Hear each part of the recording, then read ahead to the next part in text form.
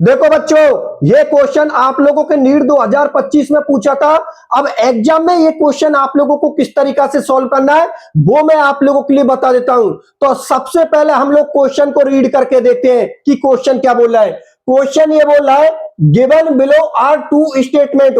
मतलब यहां पर दो स्टेटमेंट दे रखे हैं, एक स्टेटमेंट फर्स्ट और एक स्टेटमेंट सेकंड, और हम लोगों को यह बताना है कि कौन सा स्टेटमेंट तो करेक्ट है और कौन सा स्टेटमेंट इनकरेक्ट है। तो सबसे पहले हम लोग स्टेटमेंट फर्स्ट को रीड करते हैं कि स्टेटमेंट फर्स्ट क्या बोल रहा है। तो स्टेटमेंट फर्स्ट ये बोल रहा है, benzene diazonium salt is prepared by reaction of aniline with nitrous acid at 273 kelvin to 278 kelvin, it decompose easily in the dry state.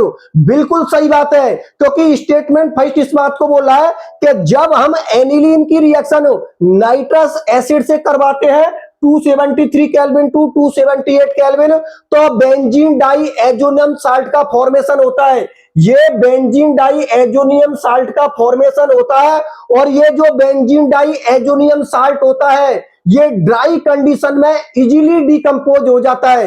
यहां पर दे रखा है ना कि it decompose easily in the dry state.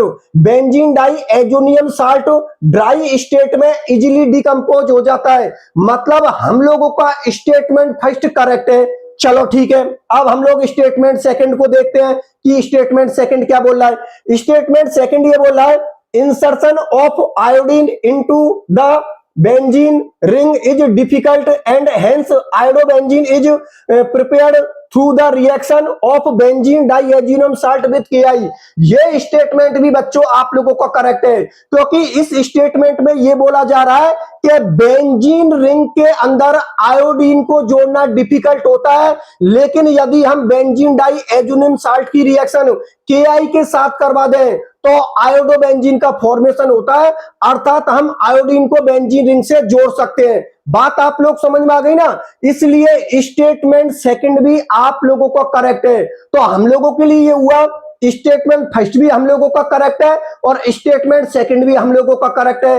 अब हम ऑप्शनों को देखते हैं। तो पहला ऑप्शन देखते हैं, इसमें लिख रहा है both statement first and statement second are correct. बिल्कुल सही बात है, क्योंकि हम लोगों का स्टेटमेंट फर्स्ट भी करेक्ट है और स्टेटमेंट सेकंड भी करेक्ट है। तो अगले ऑप्शनों को आप लोगों को चेक करने की कोई जरूरत ही नहीं है।